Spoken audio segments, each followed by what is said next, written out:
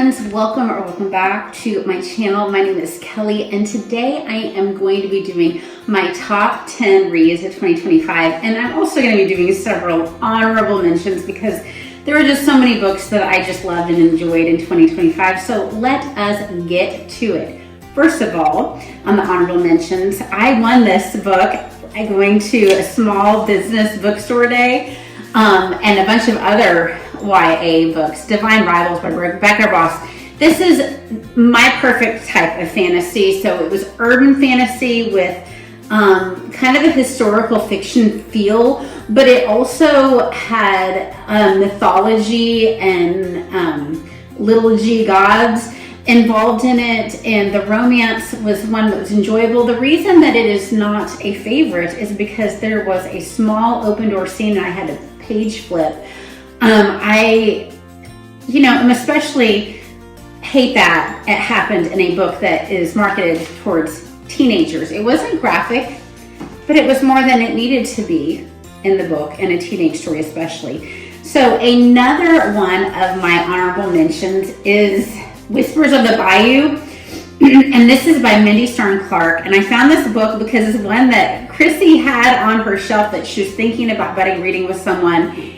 And I checked it out because we were not sure if we were going to love the book that we were budding reading together. We ended up liking it, but I had it out from the library, and so I decided to read it anyway. This is like a mystery that includes art, family secrets, and New Orleans lore, and I liked all that. Plus there was a good faith element to it as well, so really enjoyed that.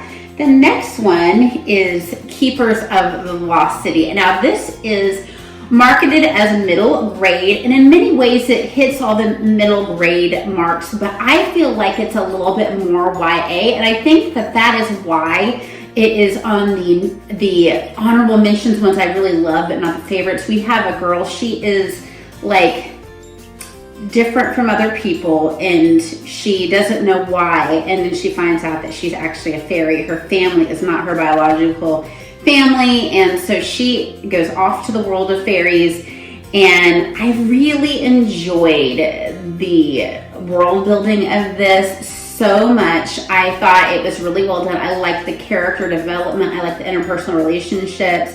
I even liked kind of the feel of romances developing maybe between certain characters, and I don't usually love triangles and whatnot, but I enjoyed that. But that's one reason why I kind of didn't feel like it was a favorite, because that was just so YA, and it was, I find this book in the middle grade section of the bookstore. So my daughter has read it too, and she really likes it. The reason I'm not holding it up even though we own it is because she's asleep. It's a weekend morning. So anyway, another one that is a high honorable mention, I kind of went in order of how I ranked them if they were going to go on the list, was Drake Hall by Christina Baehr. This is just such a delightful, cozy fantasy. You have a young lady who, she has a lovely home life. She has a sweet pastor dad, a stepmother that loves her. Her own mother has passed away, and a little brother that is curious and delightful. And unfortunately, there's been a death in the family, but that means that her father has inherited Drake Hall, this estate, that one that he actually grew up at. So they travel there. There are daughters that live there that have just lost their father, and there is some very weird mystery going on, and it has to do with creatures, mythological creatures. I won't say more than that. I don't want to be spoilery, but there is also a budding romance in it. It was just a sweet, sweet book.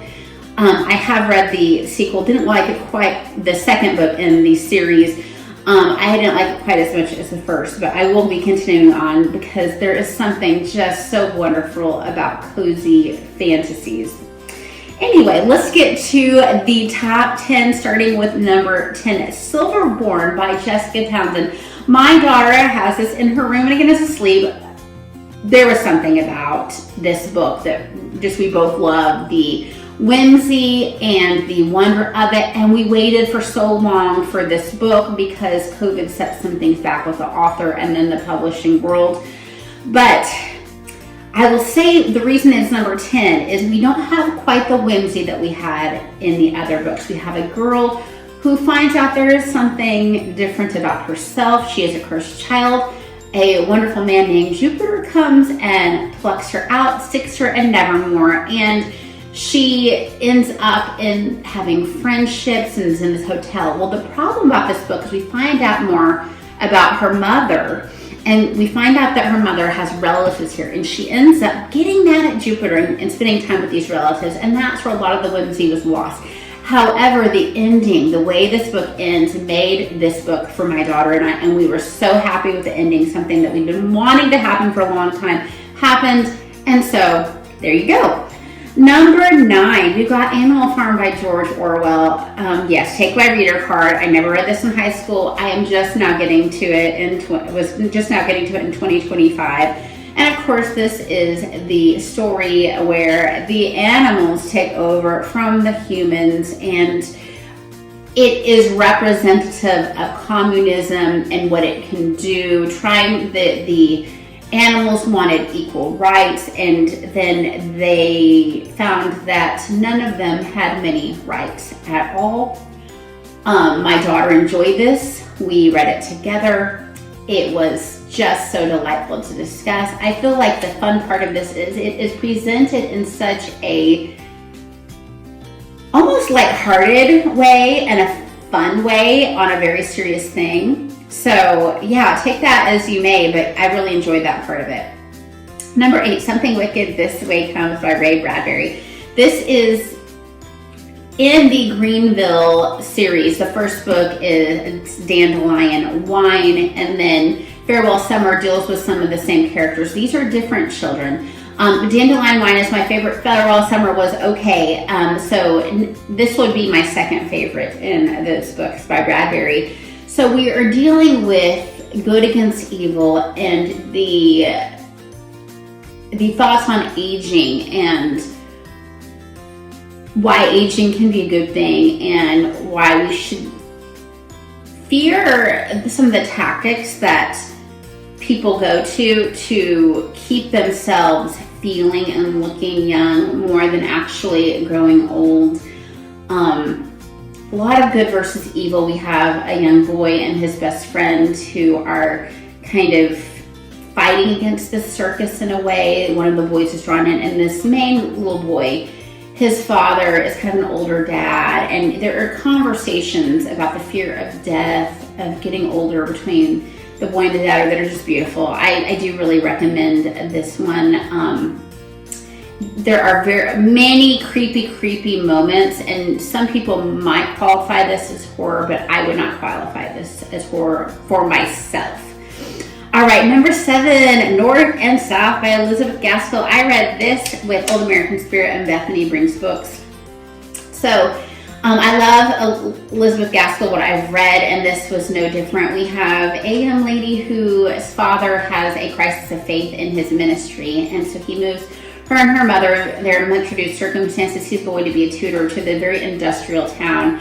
And there are so many hardships, illnesses, things like that. She has a little frenemy situation develop with a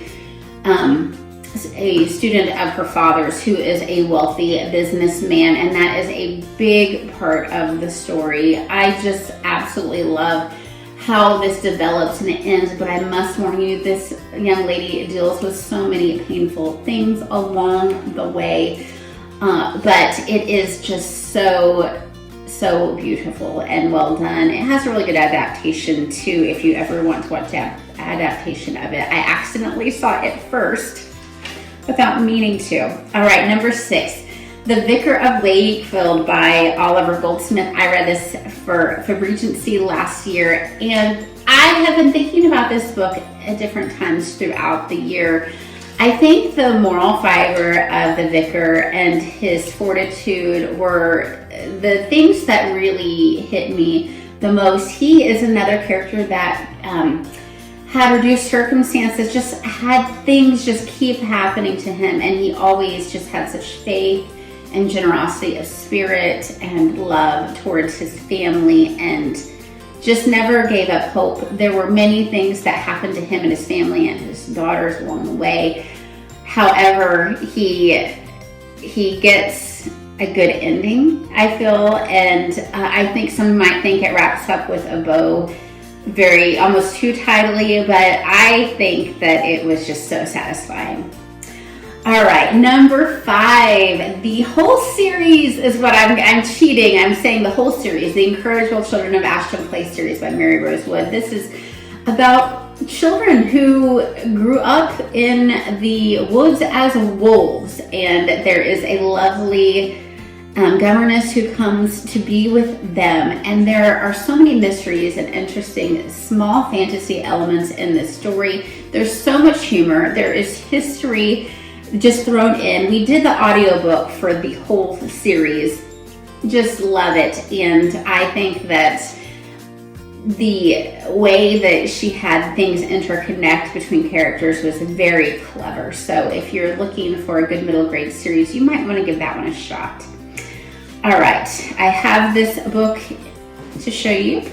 So many of the books are in my daughter's room right now, a lot of the classics as well. Don't want to wake her up. A Tree Grows in Brooklyn by Betty Smith. This is a story of family. This is a family story, but it focuses on the little girl who has multi-generational poverty, like for many years, and she's the first heavily educated child and her brother in this family. Her mother does everything she can to make sure her kids have an education, as far as to reading them Shakespeare and the Bible every night before bed until they can do it for themselves.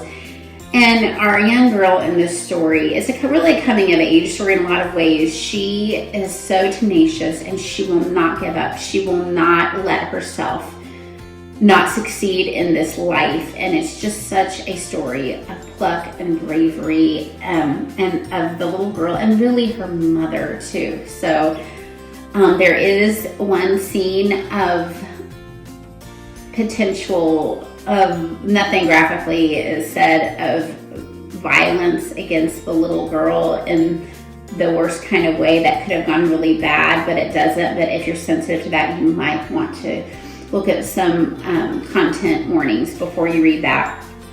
Now, The Outsiders. This is a book that I know I was supposed to have read years ago. I am an Oklahoman who did not read The Outsiders until she was well in her adult years, and I just love this book so very much. I loved it more than I thought. We have, Pony Boy who's lost his parents. His oldest brother had dropped out of high school to take care of him, and the next oldest, and he is a good student, good at writing. He's been encouraged to write, but the gang activity around him has affected him, I think. And then there's another little boy, Johnny, who has come from a terrible home life, and they're best friends. And due to an act of violence against them, Johnny has to act in self-defense, but they know that they are going to probably be sent to juvenile hall if they stay. So they run away, and it's a story of bravery on these kids' parts. It's a story of male friendships, of family, of trying not to stay in your bad circumstances, of understanding that people on the other side of the tracks, even though they may have more money, may have a worse life even than you do. It's just so meaningful in so many ways. So I hope that if you have waited as long as I did to read the book, that you will read it. I loved it. All right, number 2, The Woman in White by Wilkie Collins. Now, I read this last year for Epistolary January, and it's another book I read with Bethany Brink's books. This is just the best atmospheric mystery. We have a man who is an artist, and he is going to his next job, and he runs into this woman in white, and he helps her get away. She says she's trying to get away from someone terrible and evil, and he finds out that she had escaped from an asylum, and he goes to his next post, and things just keep interconnecting between this family that he's at and the woman in white, and there are so many mysteries and interesting things going on, and I just absolutely loved this book so much. I definitely will be reading more by Wilkie Collins, and actually I'm going to be reading The Moonstone this month, though I doubt I will finish it in this month. And then I am cheating. And I have a tie for first place, but they are both by Charles Spurgeon. First, Joy in Christ's Presence. This book really challenged me to be joyful, whatever circumstance. He has such a way with words, and I don't own this as a physical copy. I have it as a book on my Kindle, but All of Grace. I thought about this book even more than I have thought about Joy in Christ's Presence. It was written for the unbeliever as a book that is encouraging them why and what to do to believe, but it encouraged my faith more than almost anything else that I've read, and I think everyone should read it. So those are the top 10 and books and the ones that almost made the cut for my 2025 reads. I hope you had a wonderful reading year. Please like this video and let me know what you enjoyed reading in 2025, what some of your favorites were. I hope you read a lot. Have a blessed new year. Bye-bye.